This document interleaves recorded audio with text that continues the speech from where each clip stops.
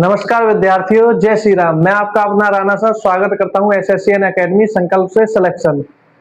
हमने परसेंटेज की 4 class complete की हैं और आज हम 5वीं क्लास कराएंगे, जिसमें आज हम परसेंटेज में आगे बढ़ेंगे और अपनी स्पीड को थोड़ा आगे बढ़ा के चलेंगे, क्योंकि हमने पहले जो क्लास की है उसमें मैंने धीरे धीरे आपको स्टेप बाय स्टेप सब कुछ बेसिक से समझाया है और आशा करता हूं आप सभी लोगों ने अच्छे से समझा होगा, अच्छे से प्रैक्टिस भी की होगी और आपको जो भी मैं यहाँ क्वेश्चंस करा रहा हूँ उसकी पीडीएफ हमारे टेलीग्राम चैनल एसएससीएन एकेडमी पर आपको अवेलेबल हो जाएगी।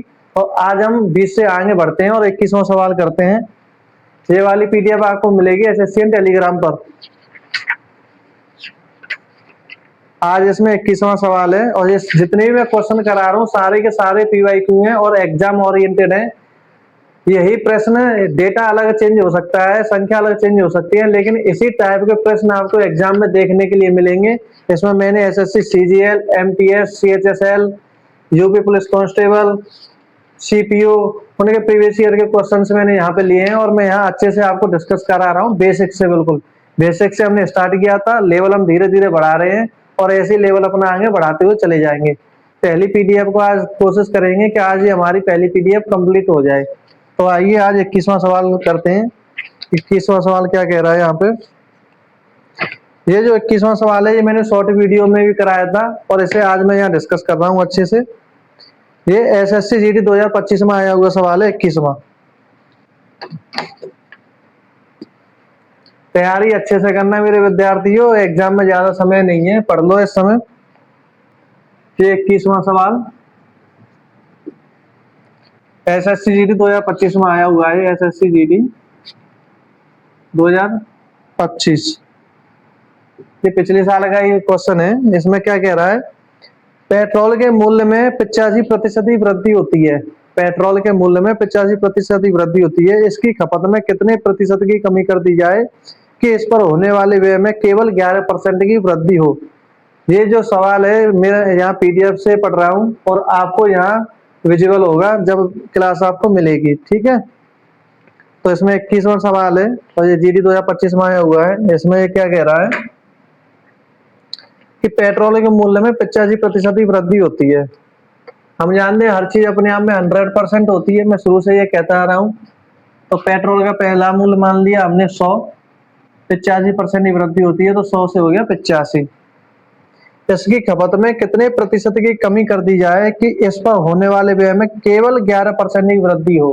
इसकी खपत में कितनी कमी कर दी जाए कि इस पर होने वाले व्यय में केवल 11% की वृद्धि हो। यानी कि एक व्यक्ति है जो पेट्रोल पर पहले 100 रुपए खर्च करता था, अब उस पेट्रोल की कीमत में 85% की वृद्धि हो गई। जब पहले वो 100 रुपए की पेट्रोल लेता था, अब 85% बढ़ गए, तो यानी कि अब पेट्रोल की जो कीमत है वो हो गई 185। अब वो क्या कह रहा है, वो ये कह रहा है कि अब वो पेट्रोल की खपत में, सिंपल कॉमन बात है कि जब पेट्रोल के दाम बढ़ेंगे तो व्यक्ति का जब बजट ज्यादा नहीं है तो वो पेट्रोल कम डलवाएगा। अब यहाँ पेट्रोल के दाम 185 हो गए हैं, अब वो चाह रहा है कि इसमें कितने परसेंट की कमी कर दी जाए कि पेट्रोल पर जो वो पहले 100 रुपए खर्च करता था अब वो सिर्फ 111 रुपए खर्च करे। यानी कि पेट्रोल होने वाले व्यय में केवल 11% की वृद्धि हो। पहले 100 करता था, अब 11 की वृद्धि हो। तो 11 की वृद्धि मतलब 100 से 11 की वृद्धि होगी तो 111 हो जाएगी। अब प्रश्न में कह रहा है खपत में कितने प्रतिशत की कमी। तो मेरे विद्यार्थियों, खपत में जो कमी हमारी 185 थे, 185 से 111, 74 की कमी करेंगे। कितने पर? 185 पर। 185 पर बात की गई है कि खपत में कितने परसेंट की कमी कर दी जाए, क्योंकि पहले रेट बढ़ाई गई है, अब इस पर कमी की जा रही है। तो 185 काउंट करेंगे और इंटू कर देंगे 100। 37 से 2 बार, 37 से 5 बार, 5 से 20 बार और 20 गुणा तो 40। तो इसका जो आंसर हो गया वो 40%। यानी खपत में 40% की कमी कर देंगे तो उसके वे में उसका जो खर्चा रहेगा वो 111 रुपए का रहेगा, ठीक है। अब आते हैं 22वां सवाल। जो 22वां आपका प्रश्न है, ये प्रश्न है यूपी कांस्टेबल 2024 में आया वो सवाल। अब हमें सवालों को डिस्कस करते हुए जल्दी जल्दी आगे बढ़ेंगे, क्योंकि मैं आपको स्टार्टिंग से जो कराया था, जब मैंने बेसिक से कराया था, अब लेवल बढ़ भी गया। तो अब यहाँ हम जल्दी जल्दी करते जाएंगे सवालों को, क्योंकि अभी एक और पीडीएफ आपको मुझे सॉल्व करानी है जिसमें हम लेवल और भी ज्यादा बढ़ाने वाले हैं।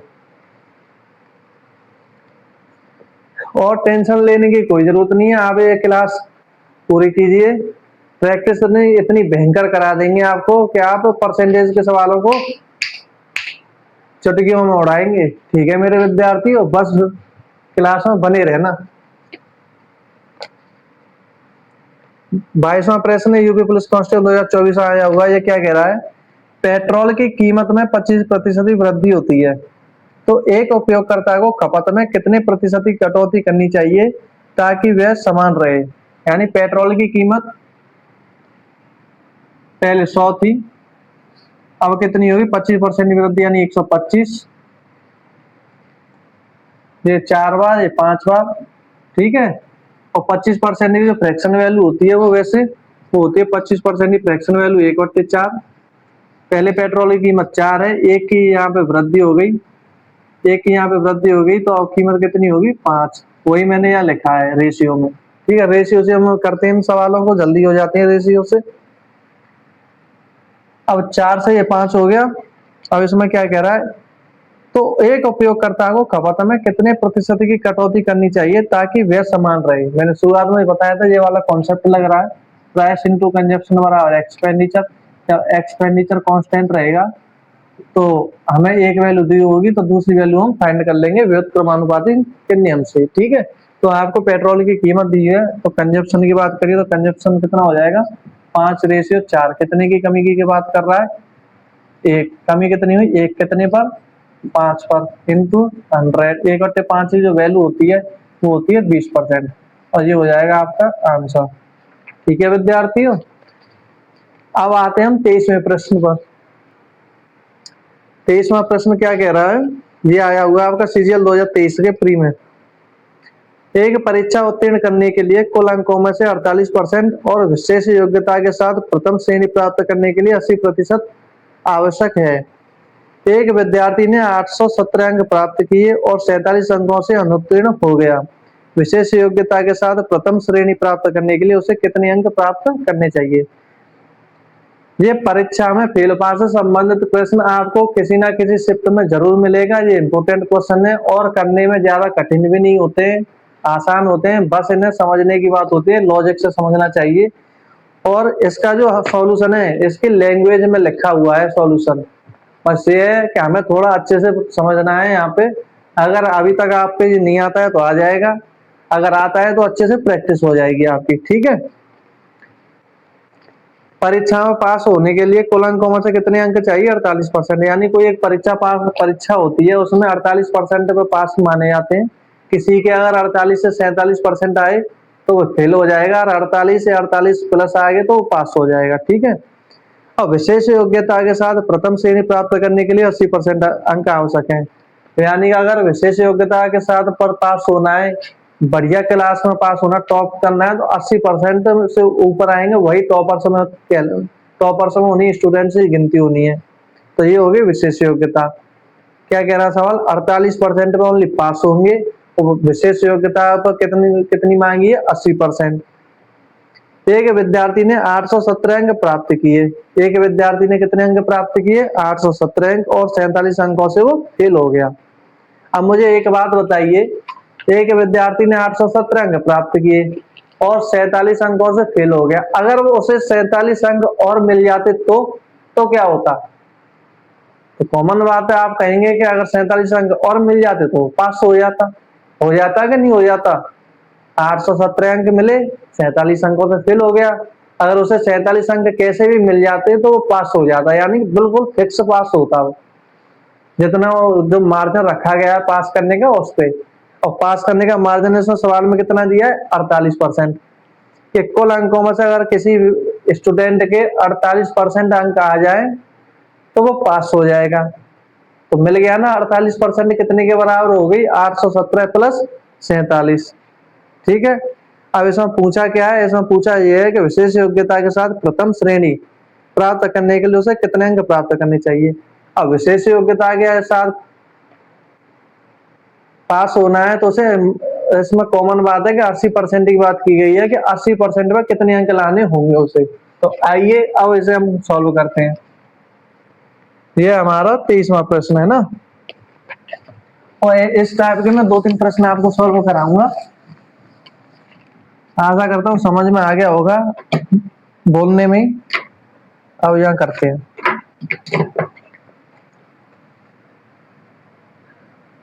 परीक्षा उत्तीर्ण करने के लिए, परीक्षा में पास करने के लिए न्यूनतम अंक कितने होने चाहिए? परीक्षा में मिनिमम पासिंग मार्क्स कितने होने चाहिए? वो होने चाहिए 48%। और विशेष योग्यता के साथ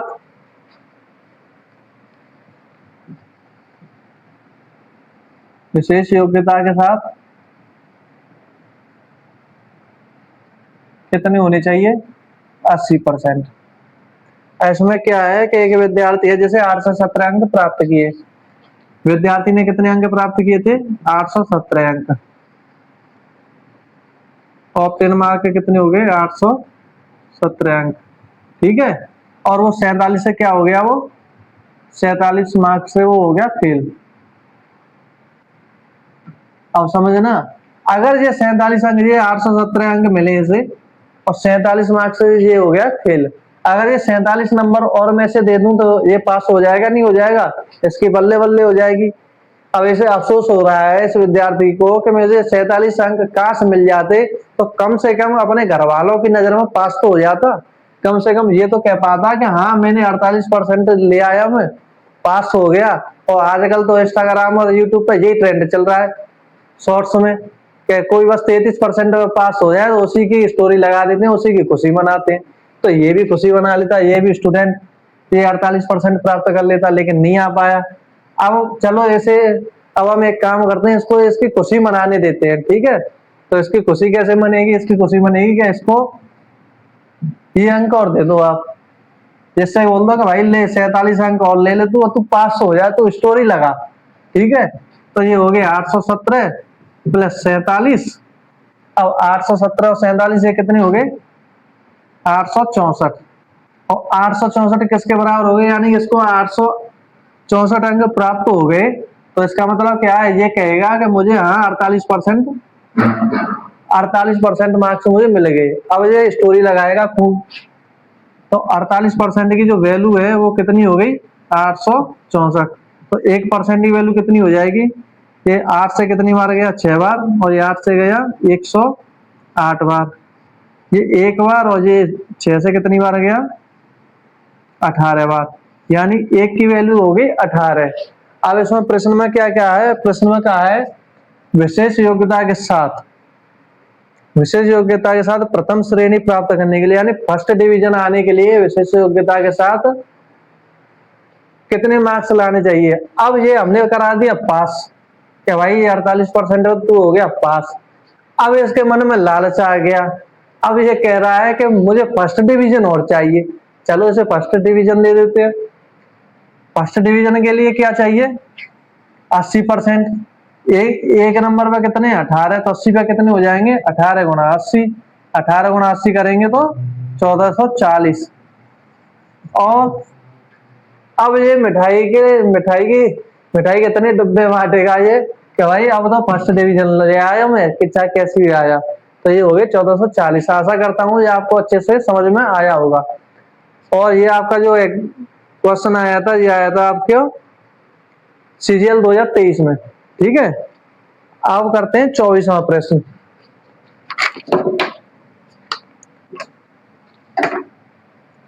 24वां प्रश्न,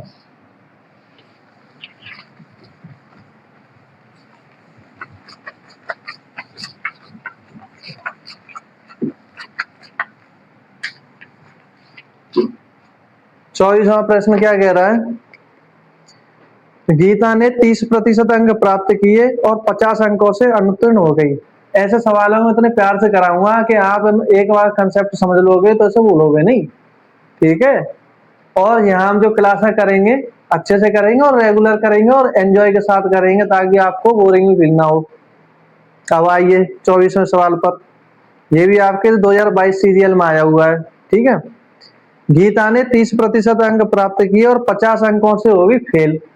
गीता ने 30% अंक प्राप्त किए और 50 अंकों से हो गई फेल, जबकि 45% अंक प्राप्त करने वाले संदीप को परीक्षा उत्तीर्ण करने के लिए आवश्यक न्यूनतम अंक से 25 अंक ज्यादा मिले। 64% अंक प्राप्त करने वाले विमल को कितने अंक मिले? यानी कि इसमें 3 लोग हैं, एक गीता है इसमें, एक आपका संदीप है और एक विमल है। अब इसमें क्या कह रहा है, आप भाषा से समझ गए होंगे। गीता ने 30% अंक प्राप्त किए और 50 अंकों से हो गई वो फेल। अब बताइए इसका मतलब क्या हुआ? अभी मैंने ये पिछला जो सवाल कराया था उसमें मैंने आपको अच्छे से बताया था।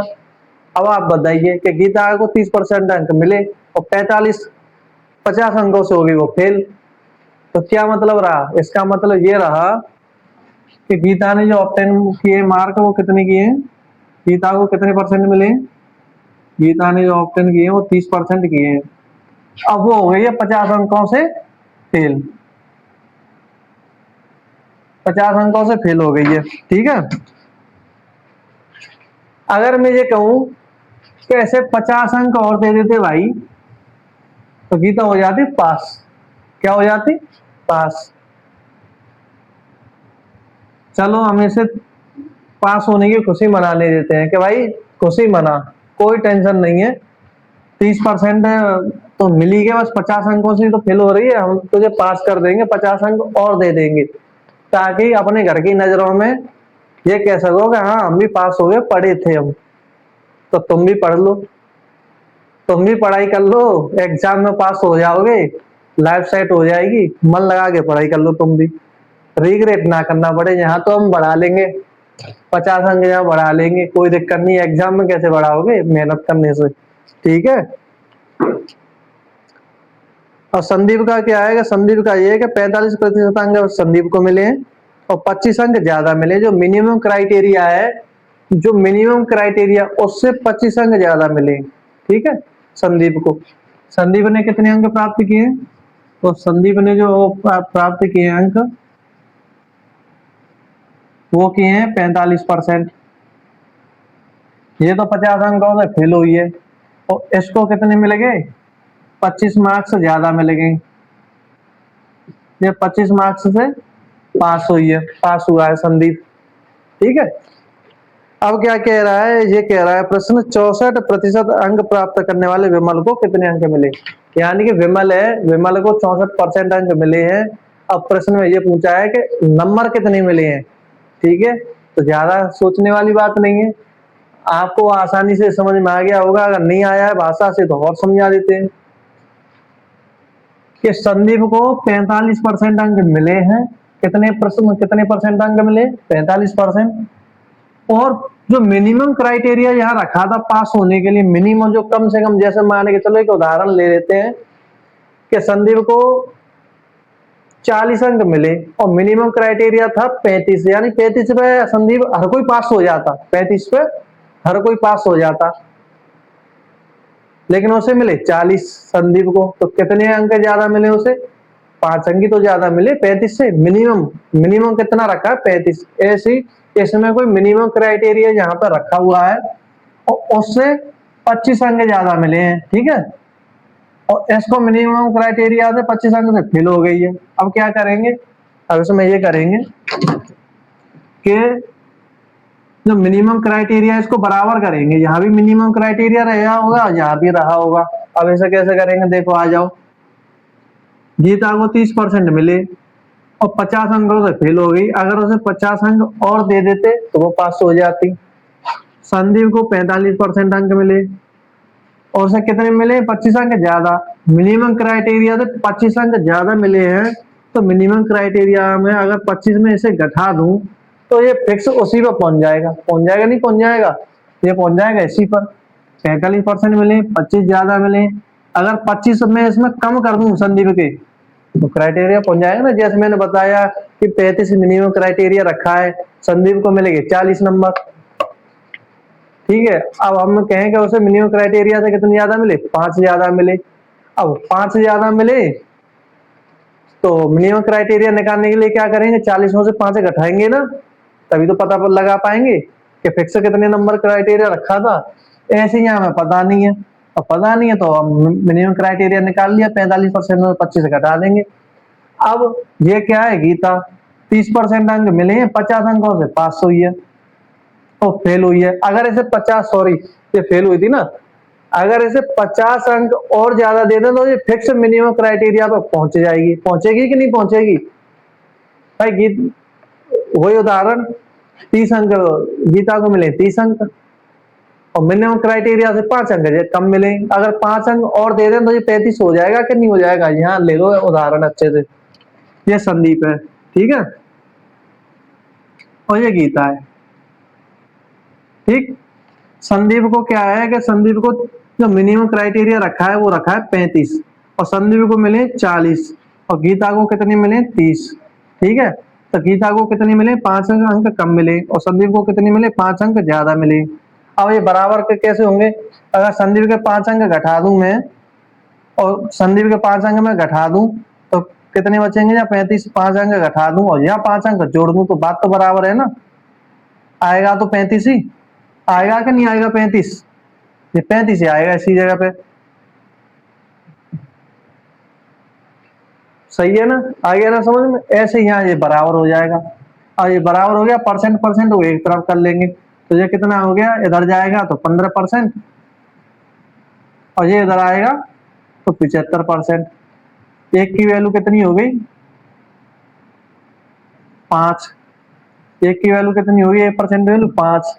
और उससे पूछा क्या है? 64%। विमल ने 64%, विमल ने जो अंक प्राप्त किए थे वो कितने किए थे? 64% अंक। और उसे कितने अंक मिले? तो 64 गुणा 5। एक की वैल्यू जब 5 के बराबर है तो 64 की वैल्यू कितनी हो जाएगी? तो 64 गुणा 5 कर देंगे, 032, यानी 320 अंक। ये हो गया आंसर। आशा करता हूं आपको ये भी अच्छे से समझ में आया होगा। ये दो सवाल अगर आपने समझ लिए तो इस प्रकार का कोई भी सवाल एग्जाम में आ जाए बचेगा नहीं। ऐसे चुटकियों ऐसे सॉल्व करोगे इसे कि यार ये क्या सवाल आ गया, इसे देख के तो बच्चे के जो स्टूडेंट है ना, जो एस्पिरेंट एग्जाम देने जाएगा, ऐसे सवालों को देख के खुश चेहरे पे स्माइल आ जाएगी तो वाह यार क्या सवाल है, ऐसे तो अभी चुटकियां उड़ा देते हैं और आगे बढ़ते हैं। तो ऐसे सॉल्व करते हैं, ठीक है। आई होप मैंने अच्छे से समझाया होगा। अब आते हैं कौन सा सवाल पर? 25वां सवाल। ये 24 हो गए और ये 25वां सवाल ये आया है एमटीएस 2024 में, ठीक। जॉन ने सांख्यिकी में 40% और गणित में 70% अंक प्राप्त किए हैं। सांख्यिकी को 2 का वेटेज दिया जाता है और गणित को 4 का वेटेज दिया जाता है, यानी 2 सब्जेक्ट है जॉन के पास में। ये सांख्यिकी है और एक गणित है। सांख्यिकी में उसे मिले 60% और गणित में मिले उसे 70%। सांख्यिकी को 2 का वेटेज दिया जाता है और गणित को 4 का वेटेज दिया जाता है। निम्नलिखित में से कौन सा अभिव्यक्ति 2 अंकों के भारत औसत का प्रतिनिधित्व करता है? ये आपसे पूछा है। तो आप इसमें बिल्कुल भी परेशान मत होना। इसकी लैंग्वेज कठिन हो सकती है लेकिन सवाल बिल्कुल भी कठिन नहीं है। एग्जामिनर ने क्या किया है कि इसमें जो लैंग्वेज है ना प्रश्न की, वो थोड़ी हार्ड कर दी है बस, लेकिन सवाल सरल है। यहाँ वेटेज शब्द का प्रयोग कर दिया, अभिव्यक्ति कर दिया और भारत औसत कर दिया। इससे क्या है कि फ्रेशर एस्पिरेंट जो होगा वो तो इसके भी करनी सोचेगा यार क्या ये लैंग्वेज है, लेकिन घबराना नहीं है। अगर 2 बार इसे ठीक से पढ़ लोगे तो तीसरी बार में आ जाएगा। और 2 बार क्वेश्चन को पढ़ने ज्यादा से ज्यादा कितना समय लगेगा आपको?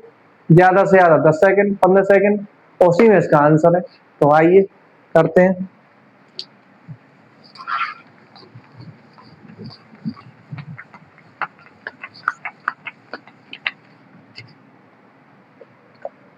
कौन सा है ये? 25वां सवाल।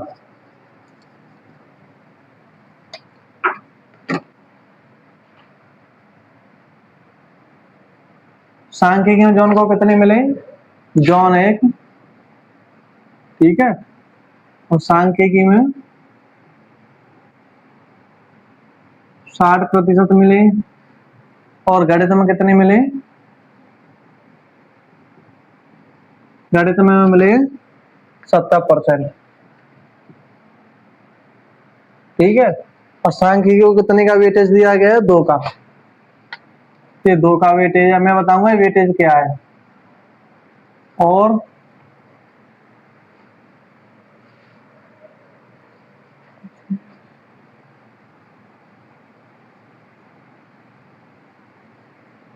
इसको कितना दिया गया है, गणित को 4 का वेटेज, ठीक है।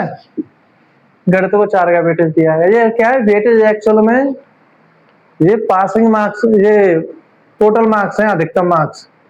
वेटेज शब्द का जो प्रयोग किया है ये एक्चुअल में अधिकतम मार्क्स हैं, उनको यहाँ वेटेज किया गया है। जैसे ये वेटेज ये 2 है, तो 2 का मतलब यहाँ पे 2 का मतलब 200 भी हो सकता है, 2 का मतलब 2000 भी हो सकता है, 2 का मतलब 20,000 भी हो सकता है, कुछ भी हो सकता है। कैसे, अब आप ये कहेंगे ऐसे कैसे हो जाएगा, ये 2 का कैसे, ये 4 है, 4 का 400 भी हो सकता है, 4000 भी हो सकता है।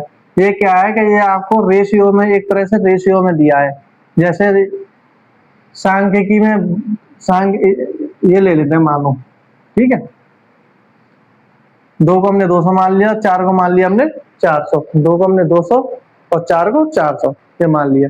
अब इसमें क्या है कि 200 में से 60% अंक प्राप्ति किए हैं जो ने सांख्यिकी का जो पेपर हुआ है वो 200 नंबर का हुआ है, ये आपने मान लिया। 200 में से उसने कितने अंक प्राप्त किए, 60%।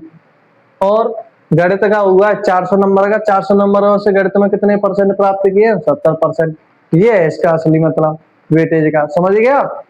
समझेंगे क्यों नहीं, समझा तो हम रहे ना, कैसे समझेंगे नहीं, हम समझाएंगे, चिंता मत करो, हम हैं समझाने के लिए, बस आप पढ़ाई करो अपनी। अब क्या है, इसमें पूछा है कि टोटल में सब टोटल कितना मिला है, तो सब टोटल कैसे निकालेंगे, औसत का मतलब यही तो होता है सब टोटल। और कैसे निकालेंगे, 60 का 2 प्लस 70 का 4 बट्टे नीचे पूरा टोटल 2 प्लस 4। एग्जाम में इसमें जो ऑप्शन है ना, वो यहीं तक उत्तर दिया है, ठीक है, और यही आपका आंसर हो जाएगा। मैंने क्या कहा था, अगर इस प्रश्न को 2 बार अच्छे से पढ़ लोगे तो तीसरी बार में आपका आंसर रखा है। 2 बार पढ़ने में 10 सेकंड और 2 बार में समझने में आ गया है 5 सेकंड, सीधा सीधा दे रखा है 15 सेकंड। 15 सेकंड में सवाल उड़ जाएगा चुटकियों में, टेंशन ही नहीं है। अब आते हैं हम 26वां सवाल। 26वां सवाल क्या कह रहा है भाई, 26वां भी ऐसा ही है और ये आपके सीजीएल 2024 में आया हुआ है, ठीक है। इसमें लैंग्वेज है, बस लैंग्वेज का फर्क है, लैंग्वेज तो थोड़ी ज्यादा कर दी है, लेकिन सवाल निहायती सरल है। कितना सरल है, निहायती। आओ निहायती सरल को और भी ज्यादा आसान बना देते हैं, इसको भी इतना आसान बना देंगे, इतना निहायती आसान बना देंगे कि ये कहोगे यार ये एग्जामिनर भी क्या करता है, पेपर को कठिन बनाने के लिए या तो लैंग्वेज चेंज करेगा या डेटा चेंज करेगा या लैंग्वेज बड़ी कर देगा। और उसमें क्या है, जब हम एग्जाम, अब यहाँ तो मेरे को टेंशन है नहीं, जब हम एग्जाम दे रहे होते हैं तो एग्जाम हॉल में टाइम का प्रेशर रहता है और बड़ी लैंग्वेज को देख के ऐसा लगता है कि यार ये अब इसको पढ़ने में ज्यादा समय लगेगा, तो एस्पिरेंट क्या है, इसको स्किप करके आगे बढ़ेगा। क्यों, वो कहेगा समय बचेगा तो मैं इसको करूंगा, लेकिन इसको पढ़ने में समय कितना लगेगा, 10 सेकंड, 10 सेकंड में हो जाएगा। आपको नहीं करनी ये गलती, क्योंकि पीछे कहीं से किसी सवाल में फंस गए और नहीं लौट पाए या तो वापस से सवाल पर, तो ये तो छूट गया, जो सरल था, जो निहायती आसान था वो छूट गया। किस वजह से, लैंग्वेज ज्यादा आ गई थी, इस वजह से। आपको ये गलती बिल्कुल भी नहीं करनी है। क्यों, गलती बताने के लिए मैं हूं ना, क्यों टेंशन ले रहे हो, हम बताएंगे कि कहाँ गलती नहीं करनी है। यही तो एसएससीएन एकेडमी की खासियत है। स्ट्रेटजी क्या रहेगी, टाइम मैनेजमेंट कैसे करना है, कैसे बेस्ट अप्रोच लगानी है, वो सब कुछ हम सिखाएंगे। बस आप सीखो, क्लास में बने रहो। आ जाओ 26वां सवाल पर। 26वां सवाल क्या कह रहा है, एक पोर्टफोलियो है जिसमें 4 स्टॉक हैं, शेयर मार्केट मान लो, कुछ भी मान लो, ठीक।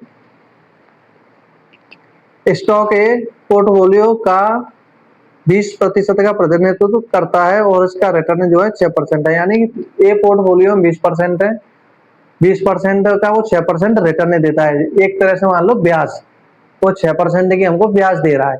20% का उसमें स्टॉक है ए का और 6% क्या दे रहा है, ब्याज। 20% का स्टॉक और 6% का उसका क्या है, रिटर्न, ये दे रहा है ब्याज, तो प्लस है। जब हमें कोई चीज मिल रही है, हमारे प्रॉफिट में आ रही है, तो प्लस में होगी, होगी कि नहीं होगी, बस 20% है प्रतिनिधित्व, 6% पॉजिटिव है हमारी। अब स्टॉक बी है, स्टॉक क्या है, बी। अब ये क्या कह रहा है, स्टॉक भी 20% 30% का प्रतिनिधित्व करता है और इसका रिटर्न जो है 8% है। 30% का प्रतिनिधित्व करता है और 8% का एक क्या दे रहा है, रिटर्न, तो ब्याज एक तरह से, तो प्लस। सी, सी क्या है, सी 20% का प्रतिनिधित्व करता है, रिप्रेजेंट करता है, और रिटर्न कितना दे रहा है सी, 4%। और एक डी है, ठीक है, डी कितना करता है रिप्रेजेंट, जो बच्चा कुछ है वो 30 है। और ये क्या है कि ये चल रहा है भाई साहब, डी चल रहा है घाटे में, डी क्या चल रहा है, घाटे में, इसकी कंपनी चली गई है घाटे में, और ये कह रहा है कि भैया मेरे से ना होने का, आप तीनों लोग दो ब्याज, आप तीनों लोग ब्याज दो, मैं तो सिर्फ ये क्या है, मैं तो माइनस में चल रहा हूँ, तो फिलहाल तो मैं भाई आपके पैसों से काटूंगा ही। तो 5% ये क्या दे रहा है, माइनस, नकारात्मक दे रहा है। ये क्या है कि हम शेयर मार्केट वगैरह में जो पैसा इन्वेस्ट करते हैं तो हमारे स्टॉक में तो जाता है।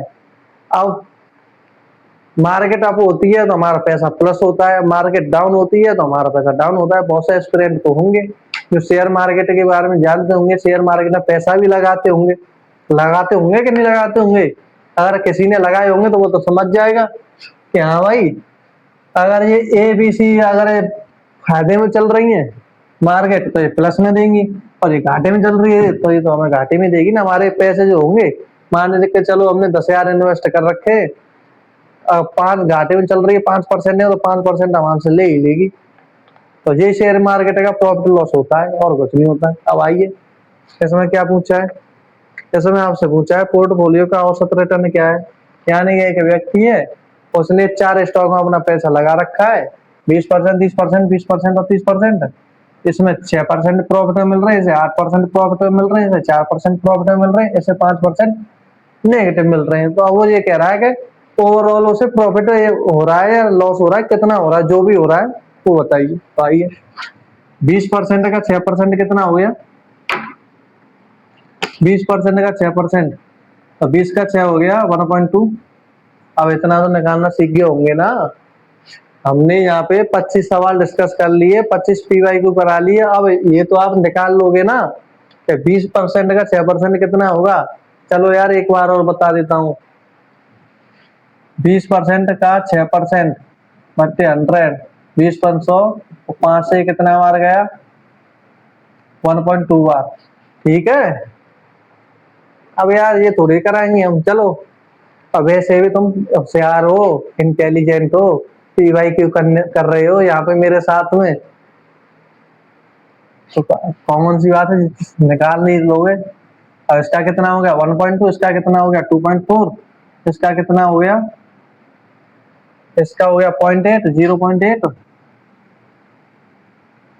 और इसका कितना होगा भाई साहब, ये है घाटे में। तो इनका कितना घाटा चल रहा है इनका, ये तो हमारे प्लस में चल रहे हैं और ये चल रहे हैं हमारे भाई साहब घाटे में। तो 30 का 5% कितना हो गया 1.5, यानी कि घाटे में। अब इन्हें जोड़ लो, 1.4 और 2.4 3.6, 3.6 और 0.8 कितना हो गया 3.6 और 0.8, यानी कि 4.4। तो ये तो हो गया 4.4 और ये माइनस में, तो सब टोटल कितना होगा 4.4 और 1.5 माइनस कर दो, तो ये आएगा 2.9 माइनस 1.5 बराबर 2.9। यानी कि उसे जो ओवरऑल प्रॉफिट हो रहा है, ओवरऑल जो उसका मार्जिन निकल रहा है, वो निकल रहा है 2.9।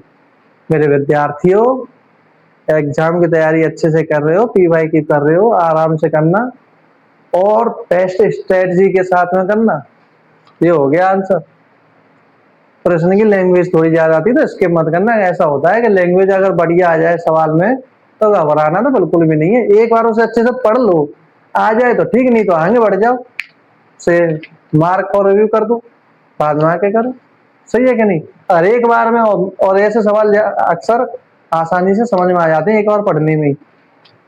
मानता हूँ प्रेशर होता है, लेकिन एक बार में आ जाते हैं समझ में। अब आगे बढ़े, समझ गए ना?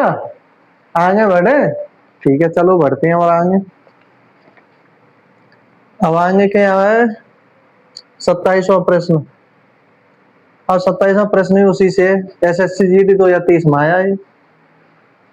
27वां तो कल हो गए वैसे,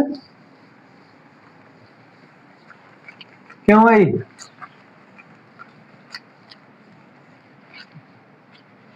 27वां प्रश्न तो कल हो गए ना, ये अभी तो कराए थे दो क्वेश्चन पीवाईक्यू।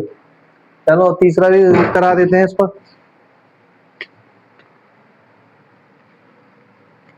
27वां